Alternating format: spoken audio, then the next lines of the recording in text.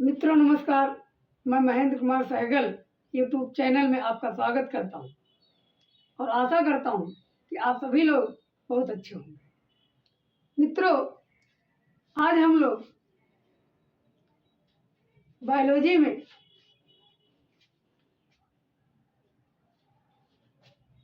पंद्रह से 20 क्वेश्चनों का प्रैक्टिस सेट करेंगे, जिसमें वैकल्पिक प्रश्नों का व्याख्या हो।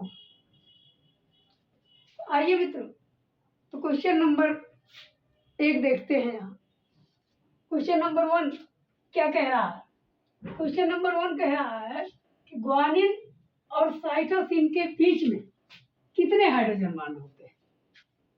ये पूछ रहा है ग्वानिन और साइटोसिन के बीच में कितने हाइड्रोजन बांड होते हैं। मित्रों, कितने हाइड्रोजन बांड होते हैं ग्वानिन और साइटोसिन के बीच में? तो यहाँ देखिए, विकल्प नंबर 1 क्या है? ए क्या है? 2, बी क्या है? 3, सी क्या है? 4, डी क्या है? 6। इसमें से कौन सा ऑप्शन मित्र सही है? कौन करेक्ट है? देखिए, कह रहा है ग्वानिन और साइटोसिन के बीच में कितने हाइड्रोजन बांड होते हैं। उदाहरण से बताइए क्या होगा मित्रों। तो ग्वानिन और साइटोसिन के बीच में कितने हाइड्रोजन बांड होते हैं? तो इसका ऑप्शन बी सही है। हाइड्रोजन बांड कितने होते हैं? 3। कितने हाइड्रोजन बांड होते हैं ग्वानिन और साइटोसिन के बीच में? 3 हाइड्रोजन बांड होते हैं। देखिए, एडेनिन और थायमिन के बीच में 2 हाइड्रोजन बांड होते हैं, जबकि ग्वानिन और साइटोसिन के बीच में 3 हाइड्रोजन बांड होते हैं। ये पूछा है ग्वानिन और साइटोसिन के बीच में कितने हाइड्रोजन बांड होते हैं मित्रों? तो 3। क्लियर। अब प्रश्न नंबर 2 की बात करते हैं। क्वेश्चन नंबर 2 कह रहा है जंपिंग जीन की खोज किस वैज्ञानिक ने की? तो जंपिंग जीन की खोज किसने की थी मित्रों? ये हमने आपको पढ़ाया ऑनलाइन की क्लास में। जंपिंग जीन की खोज किसने की? ऑप्शन देखिए, Jacob and Monod, B option है मैथ्यूज, सी ऑप्शन है मैकक्लिंटॉक और डी है इनमें से कोई नहीं। मित्रों, इनमें से कौन सही होगा? जंपिंग जीन की खोज किस वैज्ञानिक ने की थी? तो बारबरा मैकक्लिंटॉक एक वैज्ञानिक थे जिन्होंने जो है जंपिंग जीन की क्या की थी? खोज की। यहाँ तो पूछा जाए जंपिंग जीन की खोज किसने की थी? मैकक्लिंटॉक। इनका पूरा नाम है बारबरा मैकक्लिंटॉक। ये इन्होंने जंपिंग जीन की खोज की। क्वेश्चन नंबर 3 की बात करते हैं। क्वेश्चन नंबर 3 देखिए, पूछ रहा है राइबोसोम प्रोटीन तथा किसके बने होते हैं? ये पूछ रहा है कि राइबोसोम प्रोटीन तथा किसके बने होते हैं। तो ऑप्शन देखिए, ऑप्शन ए है टीआरएनए, बी है ए है टीआरएनए, बी क्या है? एमआरएनए, सी क्या है मित्रों? एसआरएनए, डी क्या है? आरआरएनए। ये पूछ क्या रहा है? राइबोसोम प्रोटीन एवं किसके बने होते हैं मित्रों? राइबोसोम किसके बने होते हैं? बताइए धड़ाधड़। राइबोसोम किसके बने होते हैं? धड़ से बताइए। फिर से देख लीजिए, ए टीआरएनए, बी एमआरएनए, सी एसआरएनए और डी आरआरएनए। किसके बने होते हैं मित्रों? राइबोसोम जो बने होते हैं प्रोटीन प्लस आरआरएनए के बने होते हैं। प्रोटीन प्लस आरआरएनए के बने होते हैं और आरआरएनए को इसीलिए राइबोसोमल आरएनए कहा जाता है। क्या कहा जाता है? नाम से ही पता चल जाता है कि राइबोसोमल आरएनए किसे कहा जाता है? तो आरआरएनए को। तो ऑप्शन नंबर डी सही। तो अगर पूछा जाए, अब याद रहना चाहिए कि राइबोसोम किसके बने होते हैं? प्रोटीन के प्लस आरआरएनए के बने होते हैं, राइबोसोमल आरएनए के बने होते हैं। आइए मित्रों, क्वेश्चन नंबर 4 की बात करते हैं। क्वेश्चन नंबर 4 देखते हैं क्या है। क्रिस्टी सहायक होती है। क्रिस्टी किसमें सहायक होती है मित्रों? और आपको हम ऑफलाइन में भी जो ऑफलाइन क्लास लेते हैं ऑफलाइन में हमने बताया है और प्लस ऑनलाइन में भी हमने बताया है कि क्रिस्टी के ऊपर ऑक्सीसोम पाया जाता है, या उसी को F1 कण कहा जाता है, या F0 कण कहा जाता है। F0 F1 कण कहा जाता है, एलिमेंट्री पार्टिकल कहा जाता है, जिसकी खोज पेकर नामक वैज्ञानिक ने किया था।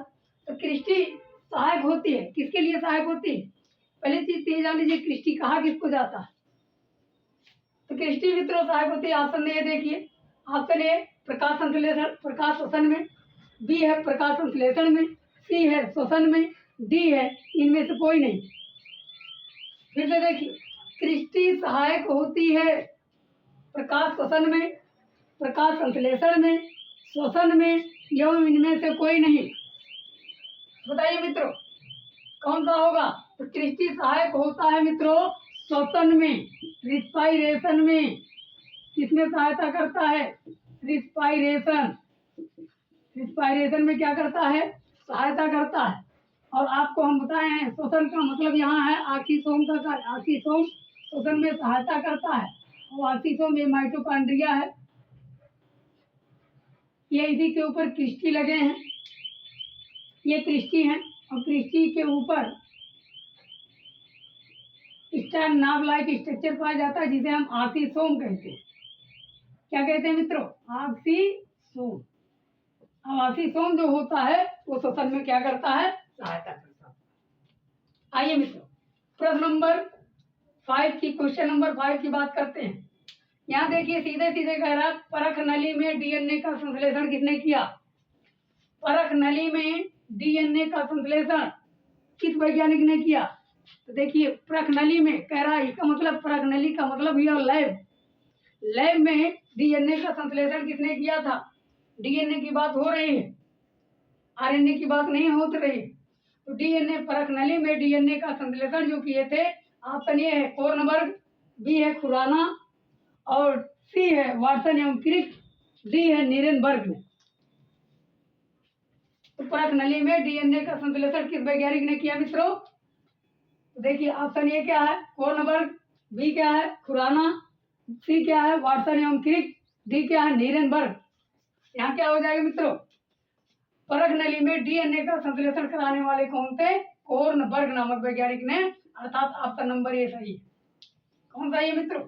विकल्प नंबर 1 सही है कि कोर्नबर्ग ने डीएनए का संश्लेषण परख नली में करवाया था। लेकिन अगर वही पूछ ले आरएनए का संश्लेषण किसने करवाया था? युकावा नामक वैज्ञानिक ने। आइए मित्रों क्वेश्चन नंबर 6 की बात करें। एंटीकोडॉन पाया जाता है। एंटीकोडॉन देखो क्या कह रहा, एंटीकोडॉन पाया जाता है किसमें मित्रों? एमआरएनए, टीआरएनए, सीआरआरएनए, या इनमें से सभी। एंटीकोडॉन किसमें पाया जाता है मित्रों? बताइए। एंटीकोडॉन पाया जाता है, फिर से देख लीजिए, एमआरएनए, टीआरएनए, आरआरएनए और इनमें से सभी। बताइए एमआरएनए, टीआरएनए, आरआरएनए, एंटीकोडॉन की एंटीकोड किसमें पाया जाता है? सीधी बात हम जान लीजिए, बी ऑप्शन सही है, टीआरएनए में एंटीकोडॉन पाया जाता है मित्रों। एंटीकोडॉन किसमें पाया जाता है? टीआरएनए, यानी ट्रांसफर आरएनए जो है एंटीकोड को क्या करता है? डिकोड करता है और इसके बाद ये मटेरियल को क्या करता है? ट्रांसपोर्ट करता है, ट्रांसफर करता है। आइए तो अब पूछा जाए एंटीकोडॉन पाया जाता है किसमें पाया जाता है मित्रों? तो टीआरएनए में जो है क्या पाया जाता है? एंटीकोडॉन। देखिए सबसे छोटी पादप कोशिका है, ये बहुत इंपॉर्टेंट है, कई बार पूछा भी गया। सबसे छोटी पादप कोशिका है, बताइए। ये ऑप्शन है बैक्टीरिया, बी है वायरस, सी है माइकोप्लाज्मा, डी है ईस्ट। फिर से समझ लीजिए, पूछ रहा है सबसे छोटी पादप कोशिका है, तो सबसे छोटी पादप कोशिका कौन है भैया? A option bacteria, B virus, C mycoplasma, D yeast. यहाँ क्या है मित्रों? यहाँ ऑप्शन नंबर सी सही है, माइकोप्लाज्मा। इसका पूरा नाम क्या है? सबसे छोटी पादप कोशिका जो होती है mycoplasma gallisepticum, mycoplasma gallisepticum, Hindi में लिख रहा हूँ, गैलीसेप्टिकम। इसे ही पीपीएलओ कहा जाता है, PPLO, pleuro pneumonia like organism कहा जाता है। और इसे पीपीएलओ को या माइकोप्लाज्मा गैलीसेप्टिकम को माइक्रोबायोलॉजी का जोकर कहा जाता है। क्या कहा जाता है मित्रों? माइक्रोबायोलॉजी का जोकर। तो सबसे छोटी पादप कोशिका इसका क्या है? माइकोप्लाज्मा। आइए क्वेश्चन नंबर 8 पर देखते हैं। कला विहीन कोशिकांग है, नॉन मेम्ब्रेनस, ये कह रहा है नॉन मेम्ब्रेनस सेल ऑर्गेनेल है, कला विहीन कोशिकांग है। तो कला विहीन कोशिकांग किसमें पाया जाता है? ऑप्शन ये देखिए, लाइसोसोम, बी क्या है? राइबोसोम, सी क्या है? गाल्गी का, डी क्या है मित्रों? वर्डिलोर। तो कला विहीन जो है, यानी कला विहीन का मतलब नॉन मेम्ब्रेनस सेल ऑर्गेनेल किसमें पाया जाता है? लाइसोसोम में, या राइबोसोम में, या गाल्गी काय में, या वर्डिलोर में। तो कितने में पाया जाता है मित्रों? तो राइबोसोम में सेल नॉन मेम्ब्रेनस, नॉन जो है मेम्ब्रेनस सेल ऑर्गेनेल होते हैं, यानी इसमें राइबोसोम में कला विहीन, इसमें कोई मेम्ब्रेन नहीं पाई जाती मित्रों। आइए मित्रों हम क्वेश्चन नंबर 9 की तरफ चलते हैं।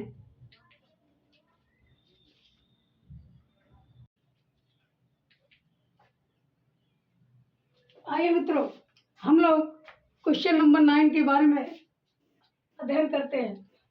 देखिए क्वेश्चन नंबर 9 क्या कह रहा है? देखिए कह रहा है वाटसन एवं क्रिक 1953, यानी वाटसन एवं क्रिक ने 1953 द्वारा दिया गया डीएनए मॉडल है। यानी 1953 में जो वाटसन और क्रिक ने जो डीएनए मॉडल दिया था वो कौन सा मॉडल था? तो ऑप्शन देखिए मित्रों, option number 1 Z DNA, B option है डी डीएनए, सी ऑप्शन है बी डीएनए, और डी ऑप्शन है सी डीएनए। कौन कौन ऑप्शन है मित्रों? वाटसन एवं क्रिक ने 1953 में जो मॉडल दिया था डीएनए मॉडल, वो कौन सा मॉडल था? ऑप्शन ए क्या है? विकल्प नंबर 1 क्या है? जेड डीएनए, डी डीएनए, की बी डीएनए, या सी डीएनए था। मित्रों यहाँ जो है ऑप्शन नंबर सी सही है, बी डीएनए। बी डीएनए पर वाटसन एवं क्रिक ने 1953 ईस्वी में जो मॉडल दिया था वो डीएनए, बी डीएनए पर इन्होंने मॉडल दिया था। क्लियर? आइए क्वेश्चन नंबर 10 की बात कर लेते हैं। कह रहा है डीएनए के गतिशील एवं स्थान बदलने वाले को बदलने वाले डीएनए को कहते हैं, क्या कहते हैं? यानी कह रहा है डीएनए के मोटाइल जो गतिशील एवं स्थान बदलने वाले डीएनए को क्या कहते हैं? ये कह रहा है डीएनए जो गतिशील होता है या स्थान बदलना जो बदलता है डीएनए, उस डीएनए को क्या कहा जाता है? ट्रांसफेरान, ऑप्शन ए क्या है? ट्रांसफेरान, बी है ट्रांसलोकेज, सी है ट्रांसक्रिप्शन, डी क्या है? ट्रांसपोजान। समझिए क्या क्या है मित्रों? ऑप्शन ए क्या है? ट्रांसफेरान, और बी क्या है? ट्रांसलोकेज, सी क्या है? ट्रांसक्रिप्शन, डी ऑप्शन क्या है? ट्रांसपोजान। यहाँ से कौन ऑप्शन सही होगा? ऐसा डीएनए जो मोटाइल भी है और स्थान बदलने वाले जो डीएनए होते हैं उसको क्या कहते हैं? तो ये मित्रों इसका डी ऑप्शन सही है, ट्रांसपोजान कहा जाता है। ट्रांसपोजान एक जो है मोटाइल डीएनए होता है जो स्थान बदलता है, इधर उधर जंपिंग टाइप करता है, उस डीएनए को ट्रांसपोजान कहा जाता है। और इसी ट्रांसपोजान के कारण कभी कभी म्यूटेशन हो जाता है, परिवर्तन हो जाता है। आइए मित्रों क्वेश्चन नंबर 11 की बात कर लेते हैं। 11 में देखिए क्या कह रहा है? डीएनए रेप्लिकेशन की सही विधि क्या है? डीएनए रेप्लिकेशन की करेक्ट मेथड क्या है? सही विधि देखिए, ऑप्शन ए है सेमी कंजर्वेटिव, बी है कंजर्वेटिव, सी है नॉन कंजर्वेटिव, डी है कोई नहीं। ये थोड़ा सा कठिन क्वेश्चन है। डीएनए रेप्लिकेशन की सही विधि क्या है? तो सही विधि क्या है मित्रों? सेमी कंजर्वेटिव, बी ऑप्शन क्या है? कंजर्वेटिव, सी क्या है? नॉन कंजर्वेटिव, और डी ऑप्शन क्या है? कोई नहीं मित्रों। इसमें से कौन से होगा? तो यहाँ सेमी कंजर्वेटिव ऑप्शन ए सही है। सेमी कंजर्वेटिव या इसी को अर्ध परिमित कहा जाता है। तो डीएनए रेप्लिकेशन का सही विधि क्या है? सेमी कंजर्वेटिव अर्थात अर्ध परिमित। क्लियर? अब क्वेश्चन नंबर 12 की बात कर लेते हैं, 12 की। कह रहा है न्यूक्लियस के विभाजन की क्रिया को क्या कहते हैं? न्यूक्लियस केंद्रक का जो विभाजन होता है, डिवीजन होता है, उस क्रिया को क्या कहते हैं? साइटोकाइनेसिस, कैरियोकाइनेसिस, स्पोरोजिनेसिस और कोई, इसमें से कोई नहीं। D option. ए ऑप्शन क्या है? साइटोकाइनेसिस, बी क्या है? कैरियोकाइनेसिस, और सी क्या है? स्पोरोजिनेसिस। यहाँ न्यूक्लियस का जो डिवीजन होता है उसे क्या कहा जाता है मित्र? इसे कैरियोकाइनेसिस कहा जाता है मित्रों। न्यूक्लियस केंद्रक का जो डिवीजन होता है उस डिवीजन को, विभाजन को क्या कहा जाता है? कैरियोकाइनेसिस। क्लियर? अब बात कर लेते हैं कि क्वेश्चन नंबर 13। क्वेश्चन नंबर 13 कह रहा है प्लांट सेल एनिमल सेल से किसकी अनुपस्थिति के कारण भिन्न होता है? फिर से समझिए, प्लांट सेल यानी पादप कोशिका जंत कोशिका से किसकी अनुपस्थिति के कारण भिन्न होता है? इसका मतलब ये कह रहा है कि पादप कोशिका में कौन सी ऐसी चीज नहीं पाई जाती है जो जंत कोशिका में पाई जाती है और जिसके अनुपस्थिति के कारण ये पादप कोशिका जंत कोशिका से भिन्न होता है। आइए मित्रों, ये ऑप्शन देखते हैं। ऑप्शन ए क्या है? एंडोप्लाज्मिक रेटिकुलम, बी क्या है?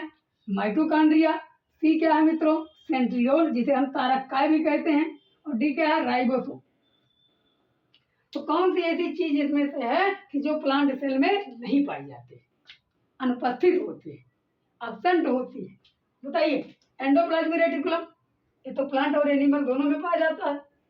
माइटोकॉन्ड्रिया, ये भी दोनों में पाया जाता है। राइबोसोम, ये भी दोनों में पाया जाता है। क्या बचा? सेंट्रियोल। तारककाय जो होता है प्लांट सेल में नहीं पाया जाता है, ओनली एनिमल सेल में पाया जाता है। इसलिए ऑप्शन नंबर सी सही होगा, सेंट्रियोल। सेंट्रियोल को हम हिंदी में तारककाय कहते हैं। क्या कहते हैं मित्रों? तारककाय कहते हैं।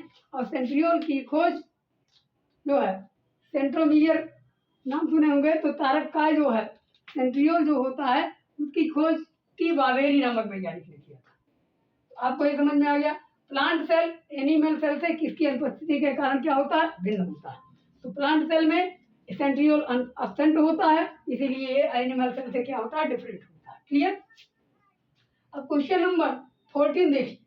हीमोग्लोबिन, थायरॉक्सिन, क्लोरोफिल एवं एटीपी के संयोजन में क्रमशः प्रयुक्त होने वाले खनिजों का सही समूह होता है।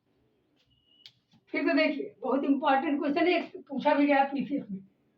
हीमोग्लोबिन, थायरॉक्सिन, क्लोरोफिल और किसमें तथा एटीपी के संयोजन में क्रमशः प्रयुक्त होने वाले खनिजों का सही समूह क्या है?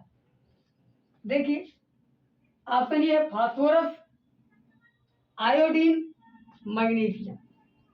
बी ऑप्शन है लौह, iodine, magnesium, phosphorus. C option क्या है? सल्फर, फास्फोरस, लौह, तांबा। डी ऑप्शन क्या है? आयोडीन, मैग्नीज, मैग्नीशियम, लौह। ये कह रहा है हीमोग्लोबिन, थायरॉक्सिन, क्लोरोफिल, एटीपी। इसमें कौन कौन से ऐसे जो तत्व हैं जो सिस्टम बाय सिस्टम इसमें पाया जा रहा है, क्रमानुसार? तो देखिए, ए ऑप्शन में फास्फोरस, आयोडीन, मैग्नीशियम।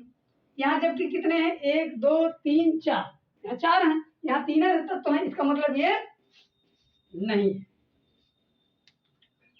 दूसरी चीज, बी ऑप्शन देख लेते हैं। ए लौह, आयोडीन, मैग्नीशियम, फास्फोरस, यहाँ इसका मतलब 4 तत्व हैं। यहाँ भी सल्फर, फास्फोरस, लौह, तांबा, ये भी 4 तत्व हैं। मैं आयोडीन, मैग्नीशियम, लौह, यहाँ भी 4 तत्व हैं। आइए मित्रों, अब यहाँ बात कर लेते हैं। हीमोग्लोबिन में आयरन पाया जाता है। हीमोग्लोबिन में क्या पाया जाता है? आयरन। थायरॉक्सिन हार्मोन में आयोडीन पाया जाता है, मिल रहा है। क्लोरोफिल में मैग्नीशियम एलिमेंट पाया जाता है। क्लियर? एटीपी जो ऊर्जा होती है हम लोगों में किसके? फास्फोरिक एसिड अर्थात फास्फोरस के रूप में होता है। इसका मतलब बी ऑप्शन क्या है मित्रों? सही। हीमोग्लोबिन में क्या पाया जाता है? आयरन, जिसे हम लौह कहते हैं या फेरस कहते हैं। और थायरॉक्सिन में आयोडीन पाया जाता है। क्लोरोफिल में कौन एलिमेंट पाया जाता है? मैग्नीशियम। एटीपी में क्या पाया जाता है? फास्फोरस। तो मित्रों, आज के लिए बस इतना ही। सभी मित्रों को पुनः एक बार धन्यवाद।